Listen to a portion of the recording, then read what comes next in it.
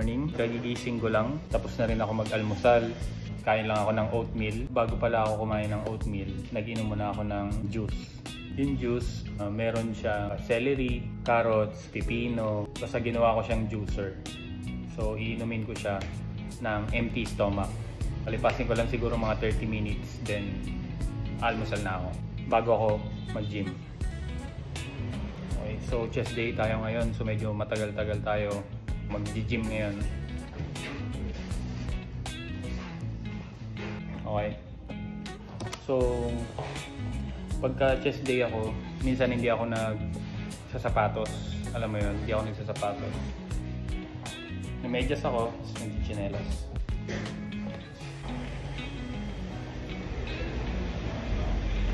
Namedyas lang ako. Okay na, kasi hindi naman ako legs ngayon. So, hindi naman ako tatakbo-takbo. Ito. Yan lang. So, wag lang kalimutan ng tubig, face towel. Maraming beses ko nang nakakalimutan ang face towel. Mangyayari, kamay mo yung pampupunas mo sa mukha mo. So, kailangan talaga.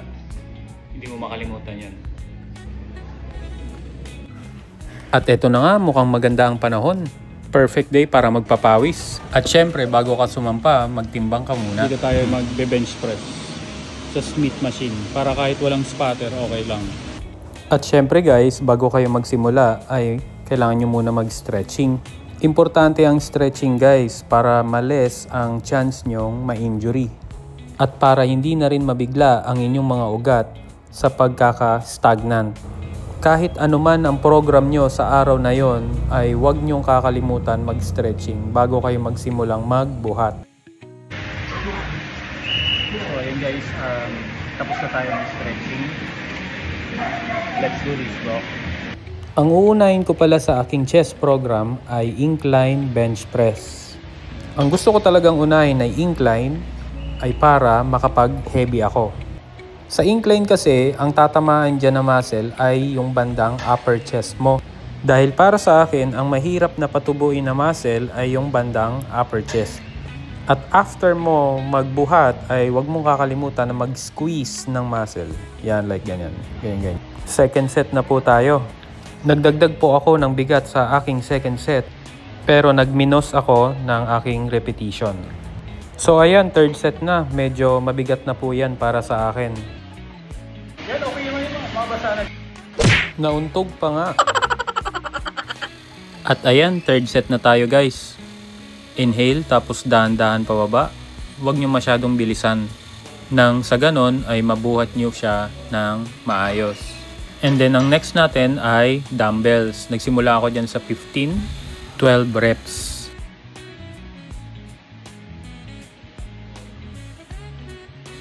Pangalawa ay 17, 10 reps. Ganun pa rin guys, dahan-dahan lang ang pagbaba. Para maramdaman nyo talaga yung muscle nyo sa chest.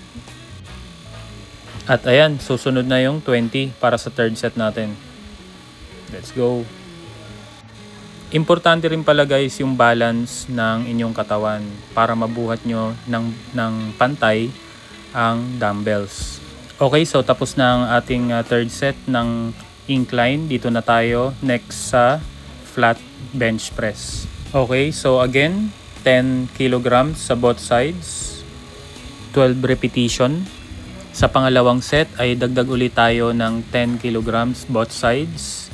10 repetition.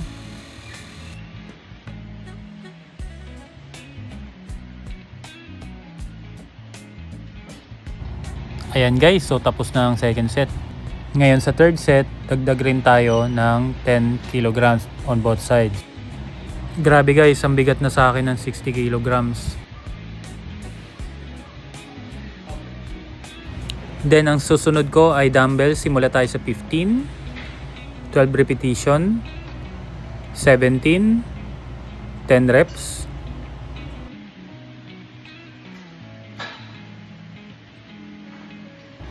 At ang huli natin ay 20 para naman sa 10 repetition.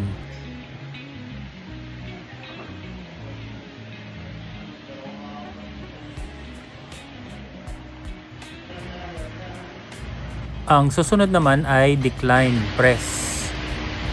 So 10 kilograms on both sides pa din, 12 reps. So ayun guys, tapos na ako sa incline. Una ko incline, pangalawa flat, then ang huli ko ay decline.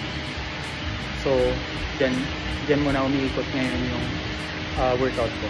Then mamaya na yung mga equipment, yung mga ibang equipment. So ngayon hindi ako makapuwersa dahil pasumpong-sumpong talaga itong sumasakit dito na ugat. Sumakit siya talaga nung nung nagbuhat ako ng mabigat sa chest nakaraan. Nagpuwersa talaga ako nun. Kahit dumbbell ko umabot ng 100 pounds, tingin ko hindi pa niya kaya. Hindi pa kaya ng braso ko. Nagawa ko siya pero hindi pa niya kaya. Ma-injure ako. So ngayon dinabaan ko yung bigat na binubuhat ko. Kasi mahirap na ma-injured guys kasi alam mo yun, ang tagal niya gumaling. Para siyang nasugatan na ugat. Tapos ang tagal niya maghilom. Laging ito yung problema ko eh. Ito wala naman. Yung kabila wala. Ito lang. Lagi may ugat yan dito na sumasakit. Ibig sabihin hindi niya kaya yung bigat. Pero okay lang, nakakagalaw pa naman tayo. So ngayon, pangalawang set ng decline. Then after nito, third set na, then dumbbells. So hindi yan nawawala sa sa routine ko. Yan talaga muna ang inuuna ko pag chest day.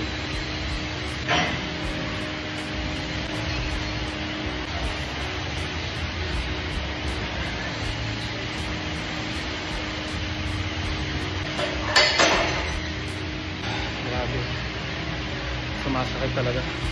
Ang pinaka the best talaga nito is ipapahinga mo siya. Pero wala eh.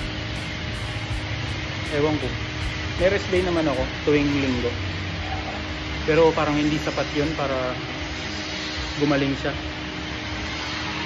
Papahinga mo talaga to mga isang linggo para talagang totally mawala.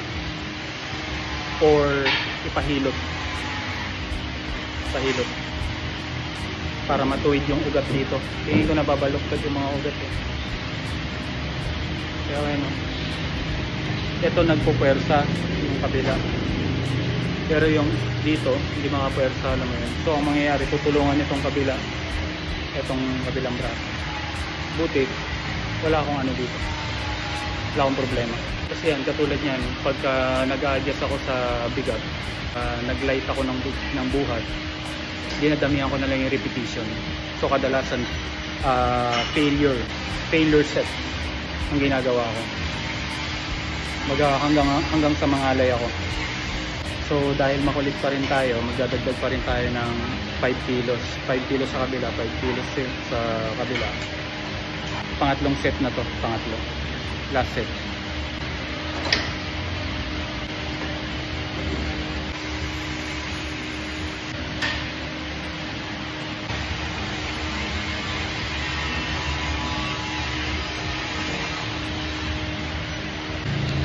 Pinalo tayo guys, nakawalo pa tayo. Alam mo yun. Minsan kasi pagka mali yung form, talagang magre-reklamo yung ugat pag mali yung form. So make sure na bago mo siya buhatin, pakiramdaman mo yung sarili mo kung tama yung form. Kasi dyan talaga nagkakaano. Ewan ko, baka sa maling form ko rin nakuha tong na to. Merong time na mali na yung form, lalo na pag malapit naman tapos yung bilang. Kasi sa utak mo kaya mo eh. Ganyan kadalasan nangyayari. So yan, tapos na tayo sa bar. Dito na tayo sa dumbbell.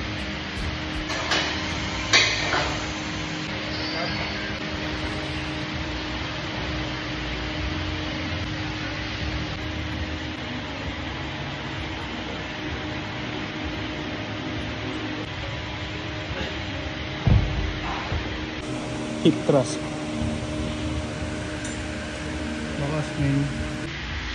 So, ngayon, third set na ng dumbbell, decline.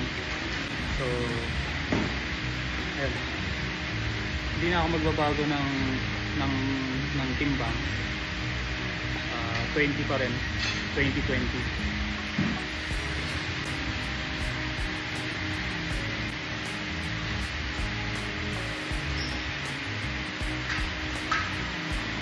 So ngayon guys, ito yung susunod ko, PECFly. So dito naman sa PECFly ay bahala naman na kayo kung anong bigat ang gusto ninyo.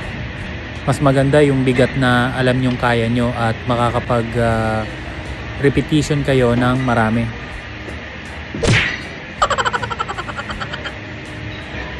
Pangalawang set.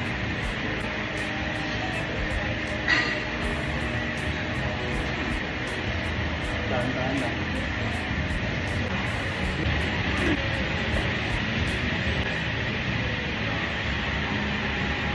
Dahan-dahan lang.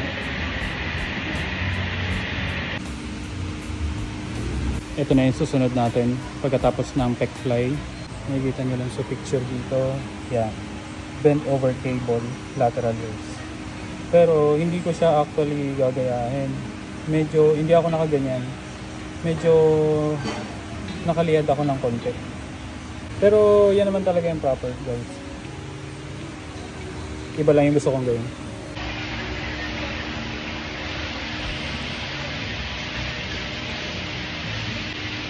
So dati yung program ko kasi pag chest day, siyasabay ko na yung tricep. Yun yung dati kong bro split, parang gano'n. Pero ngayon iniba ko na, iniwalay ko na siya. So pagka chest day lang talaga, para makapokus talaga ako sa chest. At the same time makapahinga din yung braso ko. Kasi dati, ayun, na-realize ko lang na parang binubugbog ko yung braso ko sa dati kong workout. At gusto ko ma-enjoy na lang din yung workout alam mo yun. Kasi pag masyado mong pinagsabay-sabay, parang na-pressure din. Hinahabol mo yung oras. So, ayan. So, tapos na tayo ngayon sa bent over. Okay.